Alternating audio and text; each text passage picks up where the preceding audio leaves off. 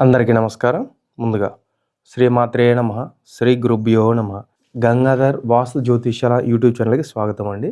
మనం ఈరోజు వాస్తులో చర్చించుకోబోయే టాపిక్ ఏంటంటే పునాదులు, గోడలు, దోషాలు.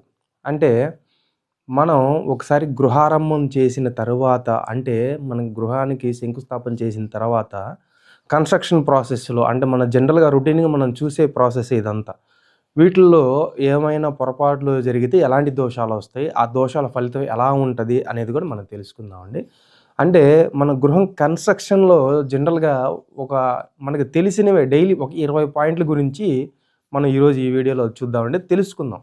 అంటే ఇదేంటండి మన జనరల్ రొటీన్‌గా మనం కట్టేదే గదా! మన కళ్ళతో చూసేదే గదా! అంటే ఆ పాయింట్‌లను గూడా ఒక్కసారి గృహ యజమాని అనేది పరిశీలిస్తా ఉండాలి ఎప్పటికప్పుడు. ఎలాంటి పొరపాట్లు జరగకుండా పరిశీలిస్తా ఉండాలి.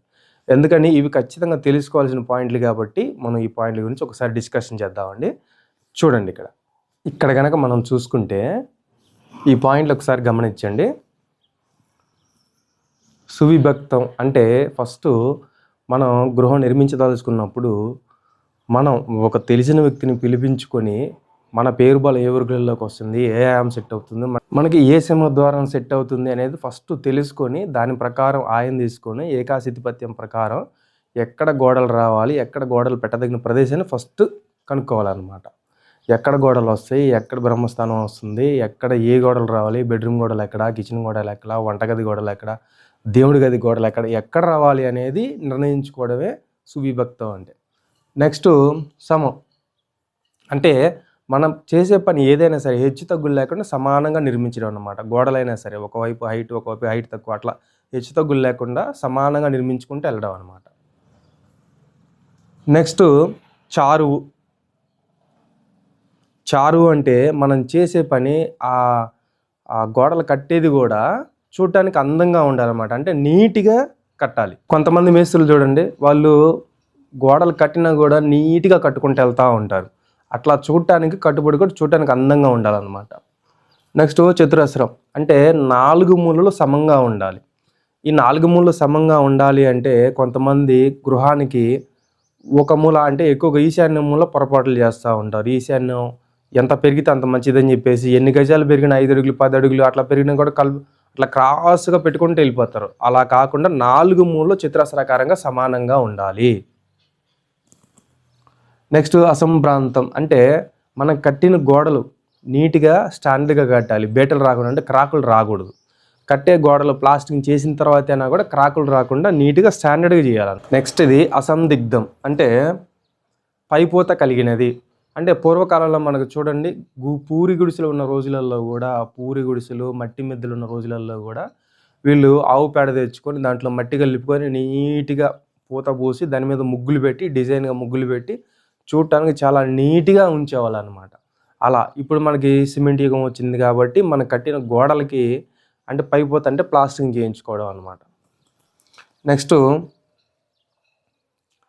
అవినాశి అంటే మనం నిర్మించిన కట్టడాలు గృహంలో కట్టడాలు ఏవైనా సరే శీఘ్రకాలంలో పడకుండా ఉండాలి. అంటే పడిపోకుండా ఉండాలి స్టాండర్డ్‌గా. అంటే పాత రోజులలో కొన్ని బిల్డింగ్స్ చూస్తే తరతరాలు గడిచినా కూడా ఆ బిల్డింగ్ స్టాండర్డ్‌గా ఉంటది. అంటే మన గృహం కూడా అంత స్టాండర్డ్‌గా నిర్మించుకోవాలి. నెక్స్ట్ అన్యవర్జితం అంటే ఇతరుల గోడలతో సంబంధం లేకుండా ఉండాలి మనకి ఎప్పుడైనా సరే. ఇది మస్ట్ అండ్ షుడ్ గుర్తుపెట్టుకోవాల్సిన పాయింట్ అండి. మనం నూతనంగా గృహం నిర్మించుకునేటప్పుడు మన గృహానికి ఎప్పుడైనా సరే 4 దిక్కులు ప్రహరీ ఉండాలి. 4 దిక్కులు ప్రహరీ ఉంటేనే ఇతరుల గోడలతో మనకు సంబంధం లేకుండా ఉంటుంది. మన గర్భగృహం ప్రహరీ లేకుండా కొన్ని టౌన్‌లలో పాత గృహాలు చేస్తే ఒక ఇంటికి ఒక ఇల్లు ఇట్లా అతుక్కొని లేకపోతే డబుల్ పోర్షన్‌లు ఉండడం ఇట్లా అతుక్కొని గృహాలు ఉంటా ఉంటాయి వరుసన టౌన్‌లలో. మనం ఏ టౌన్‌లో చూసుకున్నా కూడా మనకు ఆ గృహాలు కనపడతా ఉంటాయి. అట్లా అనేది ఉండకూడదు. ఎందుకంటే ఇతరుల ఇంటి దోషాలు కూడా మనం అనుభవించాల్సి వస్తూ ఉంటుంది. కాబట్టి మనకి గృహానికి ప్రహరీ గోడే శ్రీరామ రక్ష. నెక్స్ట్ అనుత్తమం అంటే మనం కట్టే గృహం కూడా ఎక్కువ మరీ ఓవర్‌గా హైట్ ఉండకూడదు. మీడియంగా అంటే ఒక స్టాండర్డ్ రూల్స్ మెయింటైన్ చేసుకుంటా మరి ఓవర్‌గా హైట్ అంటే ఎక్కువ ఎత్తు లేకుండా చూసుకుంటా ఉండాలన్నమాట. మనం నెక్స్ట్ పాయింట్ తీసుకుంటే అనుద్వరుత్తం అంటే మన పొట్టలు లేకుండా నిర్మించడం. అంటే ఎలాగంటే గోడలకి ఉబ్బులు, హెచ్చుతగ్గులు లేకుండా నిర్మించడం అనమాట. ఈ రోజులలో చూసుకుంటే కొంతమంది యంగ్‌స్టర్స్ ప్లాస్టరింగ్ చేయడం, గోడ పెట్టడం రాగా నేను మేస్త్రిని టాపీ పెట్టుకొని వెళ్ళిపోతూ ఉంటారు. అలా కాదు, వాళ్ళైనా సరే పని అనేది పూర్తిగా నేర్చుకున్న తర్వాతే బయటికెళ్ళాలి. అంటే పూర్వకాలంలో ఒక మేస్త్రి దగ్గర ఒక కుర్రోడు ఒక 5 ఏళ్ళు, 10 ఏళ్ళు పని చేసి స్టాండర్డ్‌గా పని మొత్తం స్టాండర్డ్ కొలతలు పని ఎట్లా చేయాలని నేర్చుకొని బయటికెళ్ళేవాడు. కానీ ఈ రోజులలో అలా కాదు. ఒక మేస్త్రికి గోడ కట్టడం, ప్లాస్టరింగ్ చేయడం రాగానే టాపీ పెట్టుకొని బయటికెళ్ళిపోతా ఉంటాడు. అలా కాదండి. కట్టడం పని మొత్తం నేర్చుకున్న తర్వాత బయటికెళ్ళాలి. అది వాళ్ళ ఇష్టం, మనం చెప్పేది కాదు. పని అంత స్టాండర్డ్‌గా నేర్చుకోవాలన్నమాట.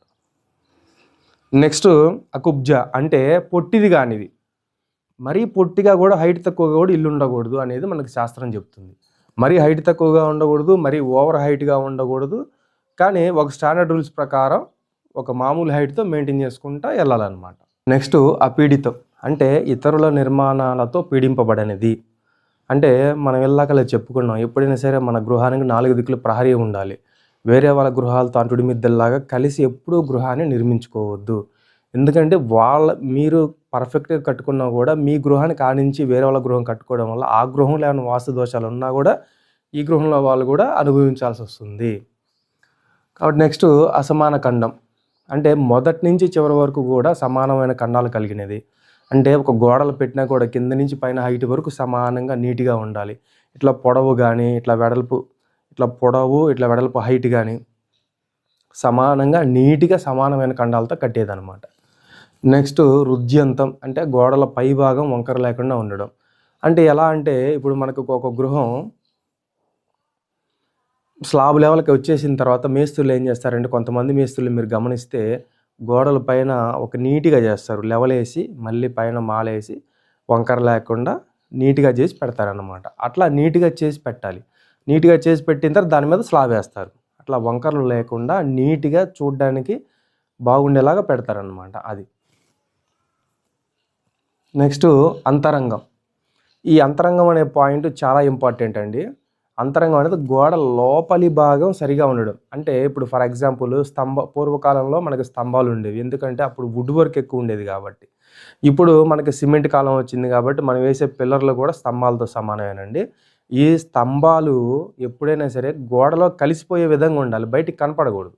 ఇప్పుడు కొంతమంది బిల్డర్స్ గానీ, ఏదైనా అపార్ట్మెంట్‌లలో గానీ చూడండి, 9 అంగుళాల పిల్లర్ ఉంటే 4 అంగుళాలు గోడ కట్టేసి 4 అంగుళాలు రూమ్ లోపల కలిపేస్తా ఉంటారు. ఇది కరెక్ట్ పద్ధతి కాదండి. ఇది చాలా అంటే వాళ్ళకి కన్‌స్ట్రక్షన్ ఖర్చు మిగల్చడం కోసం ఒక పాయింట్ అయ్యుండొచ్చు. రెండో పాయింట్ గృహంలో గదిలోకి లోపల స్పేస్ కలిసి రావడం కోసం కూడా రెండో పాయింట్. ఈ 2 పాయింట్లు అయ్యుండొచ్చు. కానీ అలా చేయడం అనేది కరెక్ట్ పద్ధతి కాదు. దానివల్ల కొన్ని దోషాలు వర్తిస్తే ఆ దోషాలనేది గృహంలో ఉన్న యజమానులు మాత్రమే అనుభవించాల్సొస్తుంది. కట్టిన బిల్డర్స్ గానీ, మేస్త్రులు గానీ ఎవ్వరు అనుభవించరండి. ఎలాంటి లోపాలు, ఎలాంటి దోషాలు వచ్చినా కూడా గృహంలో ఉన్న యజమానులే అనుభవించాల్సొస్తుంది. ఈ రోజులలో ఏంటంటే చాలామందికి గృహం నిర్మించుకునే టైం కూడా లేక అపార్ట్మెంట్లు కొనుక్కోవడం, లేదా వేరే బిల్డర్‌కి ఇవ్వడం, కట్టించడం. అంటే వీళ్ళు ఇంకా ఆ గృహంకెళ్ళి కూడా ఎళ్లి తిరిగి చూడరు. వాళ్ళు సిమెంట్ క్వాంటిటీ తక్కువేసి కడుతున్నారా? ఎక్కువేసి కడుతున్నారా? లేకపోతే ఎలా కడుతున్నారు? ఇట్లా 4 అంగుళాల గోడ కడుతున్నారా?